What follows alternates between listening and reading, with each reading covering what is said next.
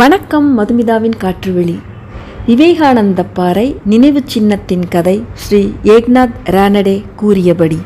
அத்தியாயம் 20. வாசிப்பவர் மதுமிதா. நமது கவனமெல்லாம் இரண்டாவது திட்டத்தின் மீதே இருந்தது. இரண்டாவது திட்டத்தின் போது நாகாலாந்தில் நமது பணியை தொடங்க வேண்டியது இருக்கும். எனவே களத்தை தயார்படுத்த வேண்டும். இங்குள்ள மக்கள் விவேகானந்தரை அறிந்திருக்க வேண்டும். நீங்கள் நாம் வெளியிட்ட ₹1 அட்டையை பார்த்திருப்பீர்கள் என எண்ணுகிறேன். அட்டையின் ஒரு பக்கத்தில் சுவாமி விவேகானந்தரின் படமும் மறுபக்கத்தில் ஒரு பொன்மொழியையும் அச்சடித்திருந்தோம். நான் வருங்காலத்தை நோக்கவில்லை, நோக்கவும் விரும்பவில்லை.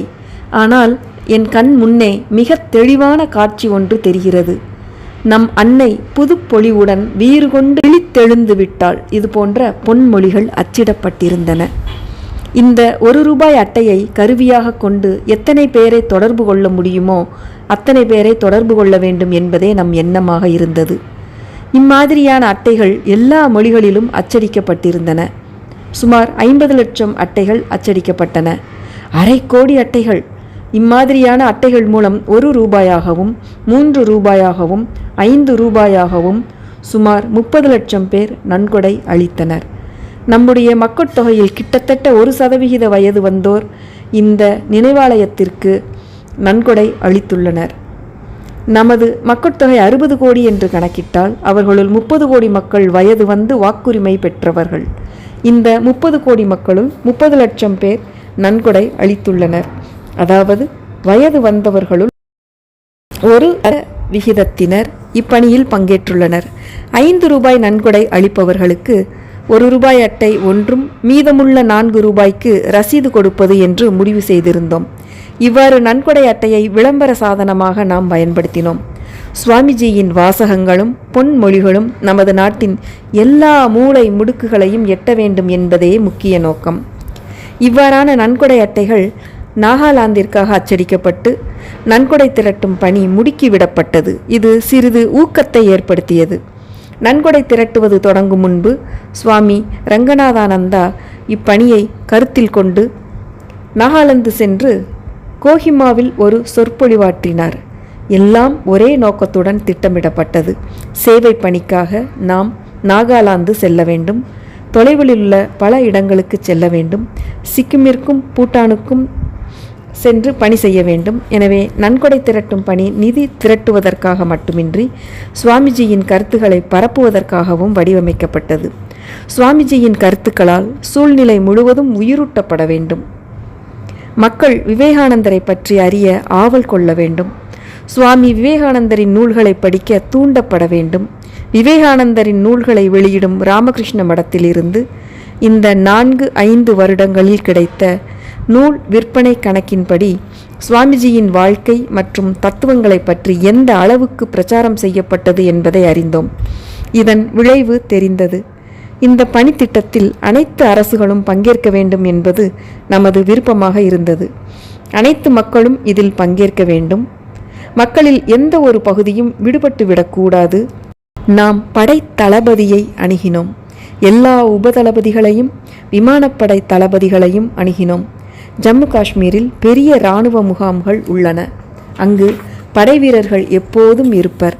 அவர்களிடமிருந்து நன்கொடை திரட்டினோம். எல்லா தொழிலாளர் யூனியன்களையும் நிறுவனங்களையும் பள்ளிகளையும் கல்லூரிகளையும் அணுகினோம்.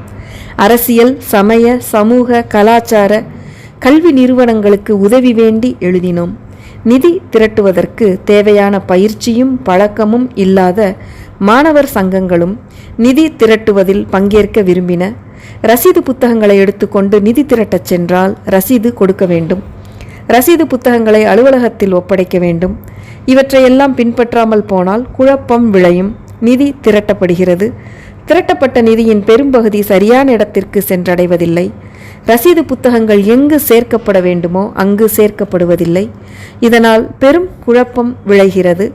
எங்களுக்கும் அனுபவம் ஏற்பட்டது. இந்த விஷயத்தில் நான் ஒன்று சொல்லிக்கொள்ள வேண்டும். நிதி திரட்டும் பணி முழுவதிலும் RSS தொண்டர்கள் உதவி செய்தார்கள். அவர்கள் பயிற்சி பெற்றவர்கள். அவர்களுக்கென்று சில விதிமுறைகள் உண்டு. நான் விவேகானந்தர் பாறை நினைவாலய கமிட்டியின் அமைப்பு செயலாளர் என்ற முறையில் நிதி திரட்டும் பணியை வழிநடத்தி செல்ல சில முக்கிய RSS தொண்டர்கள் கிடைக்கப் பெற்றேன்.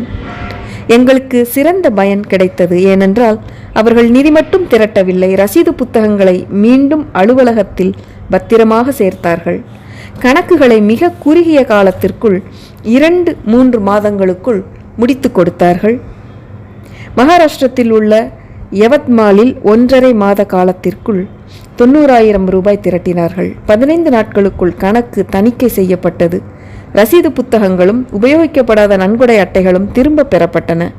நிதி திரட்டும் பணி முழுவதும் மிகவும் நேர்த்தியாக சிறந்த முறையில் நடத்தி வைக்கப்பட்டது. ஏனென்றால் தகுதியான ஒருவர் அங்கு தலைமையேற்று நடத்தினார். அவர் RSSஐ சேர்ந்தவர். மாவட்ட ஆட்சியாளர்களும் தாசில்தார்களும் கூட இதில் கலந்து கொண்டனர்.